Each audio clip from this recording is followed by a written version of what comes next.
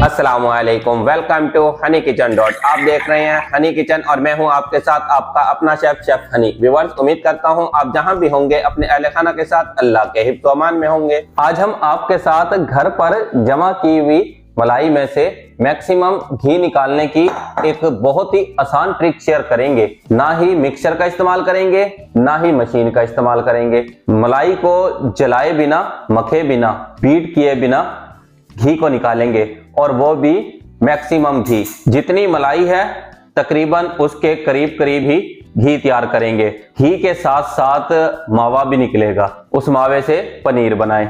बहुत ही आसान ट्रिक है। इससे पहले आप क्या करते थे, तो मलाई को डालकर इतना पकाते थे कि मलाई भी जल जाती थी और घी के अंदर जो न्यूट्रिएंट्स थे वो भी बहुत कम मिकदार में बचते थे। लेकिन जिस तरीके से मैं आपको बताऊंगा, मलाई भी नहीं जलेगी, मलाई में से मावा भी निकलेगा और घी के अंदर मौजूद न्यूट्रिएंट्स, खुशबू और जायका सारी चीजें बरकरार रहेंगी। बनाना स्टार्ट करते हैं। आपने हमें कमेंट्स में बताना है कि आप पहले कौन से तरीके से मलाई में से घी निकालते थे। नेक्स्ट तो मुझे मालूम है कि आपने इसी तरीके से निकालने हैं। बहुत ही आसान तरीका है। दूध तो हर घर में ही आता है, दूध को गर्म भी करते हैं, उसमें से जो मलाई निकलती है तकरीबन सभी उस मलाई को स्टोर करते हैं। मलाई जमा करें, लेकिन मलाई को महफूज करना है। ये ना हो कि मलाई को खराब कर लें और फिर उसमें से घी निकालें। वो खुशबू और वो जायका नहीं आएगा जो एक सही तरीके से स्टोर मलाई में आता है। मलाई को एयर टाइट कंटेनर में स्टोर करना है और फ्रीजर में स्टोर करना है। हमारे पास ये 15 दिन की मलाई है। 15 दिन की मलाई के साथ देसी घी बना रहे हैं। आपके पास जितनी भी हो, किलो 2 किलो आप बना सकते हैं। 15 दिन बाद, महीने बाद अगर मलाई को एयर टाइट जार में डालकर फ्रीजर में स्टोर कर रहे हैं, खराब नहीं होएगी। 3 मिनट के लिए मलाई को पकाया है, मलाई मेल्ट हो गई है और दूध की शक्ल अख्तियार कर गई है। मलाई को फ्रीजर में से निकालकर डायरेक्ट मेल्ट नहीं करना। मलाई को फ्रीजर में से निकालें, फ्रिज में रख दें। बाहर भी नहीं रखनी, बाहर रखेंगे मलाई खराब हो जाएगी। मलाई को फ्रिज में ही रहने देना है, फ्रीजर से निकाल के फ्रिज में रख दें।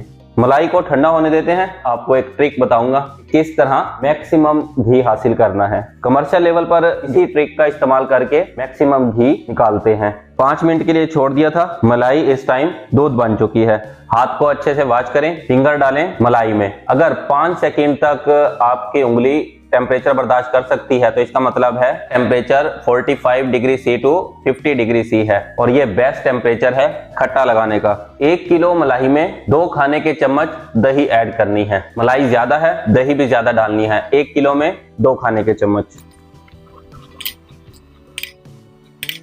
दही का खट्टा लगा दिया है, जिसको बोलते हैं जामन। अब मलाई की दही बनेगी। सबसे ज्यादा बेहतरीन, जायकेदार और खुशबूदार देसी घी निकलता है दही की मलाई में से। दही की मलाई में से निकालें। दूध की मलाई है उसको खट्टा लगाकर निकालें देसी घी। देसी घी दूध की मलाई से भी निकलता है, दही की मलाई से भी निकलता है, क्रीम से भी निकलता है। क्रीम को भी इसी तरह दही का खट्टा लगा के नेक्स्ट प्रोसेस सेम यही है। अब रख देना है साइड पर, रूम टेम्परेचर पर रखना है तकरीबन 2 से 3 घंटे के लिए। 2 से 3 घंटे के बाद हम आपको बताएंगे कि नेक्स्ट क्या करना है। मलाई को खट्टा लगाकर कवर करके रख दिया था। 3 घंटे के बाद चेक कीजिए, दही बनना शुरू हो चुकी है। अब इसको फ्रीजर में रख देना है फ्रीज होने के लिए, कम से कम 2 घंटे के लिए।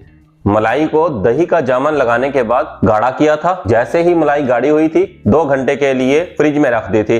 अगर गर्मियां हो तो 3 से 4 घंटे लगेंगे। सर्दियां थी 2 घंटे में ही जम गई है। अब फ्लेम को करना है ऑन। बहुत ही आसान तरीका है, टाइम टेकिंग जरूर है लेकिन मेहनत नहीं लगती। ये जो तरीका हम आपके साथ शेयर कर रहे हैं, इस तरीके से घी निकालें, मैक्सिमम घी निकलेगा। दही का जामन लगाना है। जैसा कि दूध में दही का जामन या स्टार्च लगाकर दही जमाते हैं, दूध में दही का जामन लगाने के अमल को फर्मेंटेशन कहते हैं। साइंसी तौर पर ये लैक्टिक एसिड फर्मेंटेशन है, जिसमें दही में मौजूद लैक्टोबैसिलस बल्गैरिकस बैक्टीरिया दूध की शुगर लैक्टोज को लैक्टिक एसिड में तब्दील करता है, जिससे दूध गाढ़ा होना शुरू हो जाता है और दही बन जाती है।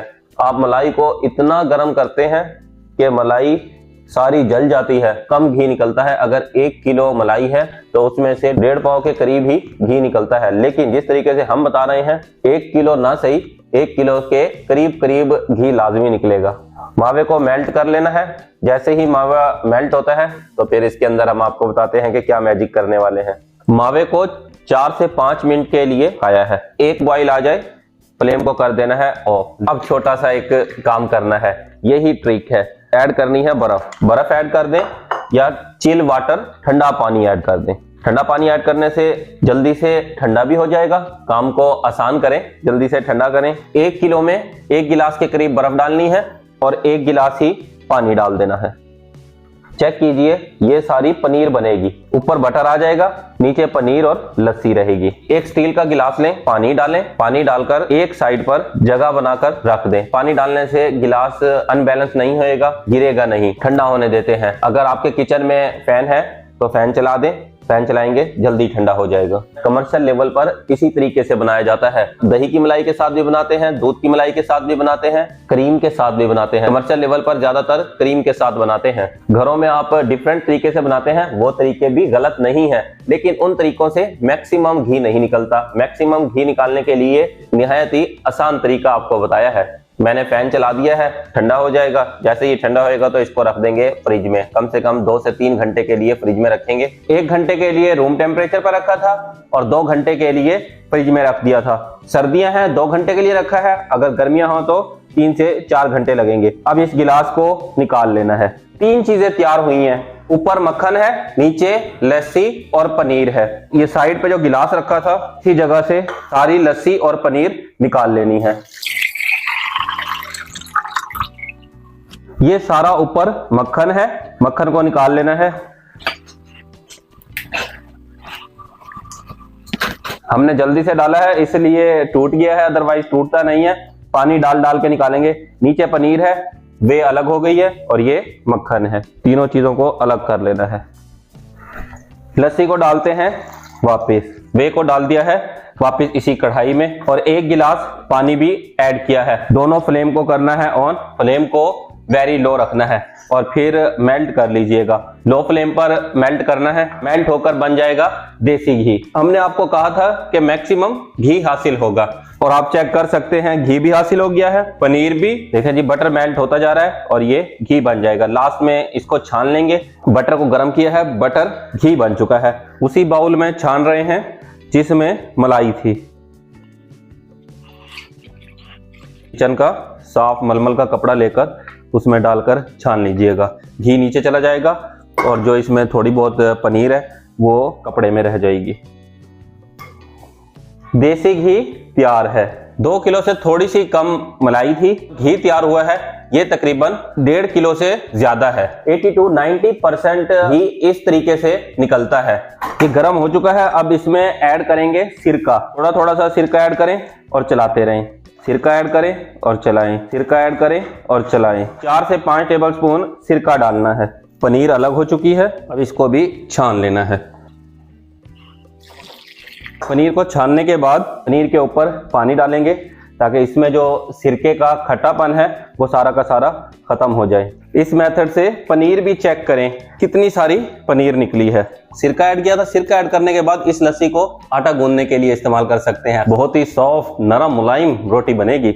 अगर आप खानों में इस्तेमाल करना चाहते हैं लस्सी को, जिस टाइम पर मक्खन को अलग किया था, पनीर अलग और लस्सी अलग की थी, उस लस्सी के साथ बना सकते हैं कढ़ी और खानों में भी इस्तेमाल कर सकते हैं। 2 किलो मलाई में से पनीर भी मैक्सिमम, देसी घी भी मैक्सिमम, और ये निकलेगा जिस मेथड से हमने आपको बताया है। इस पनीर के साथ बनाएंगे टिक्का पनीर। देसी घी में से क्या जबरदस्त खुशबू आ रही है। होममेड देसी घी है, सबसे बेस्ट होममेड देसी घी है। आप घर पर बनाएं, आपको तसल्ली तो रहेगी। 100% ओरिजिनल है। खालिश घी के अनगिनत फायदे हैं। कम से कम 1 टेबलस्पून देसी घी आप दिन में लाजमी लिया करें। आप चाहते हैं हमारी तमाम न्यू आने वाली वीडियो आप तक बर वक्त पहुंचे तो आप हमारे चैनल को सब्सक्राइब करें, बेल आइकन को प्रेस करना मत भूलिएगा। नेक्स्ट वीडियो तक के लिए अल्लाह हाफिज। अपने और अपने अहले खाना का ख्याल रखिएगा।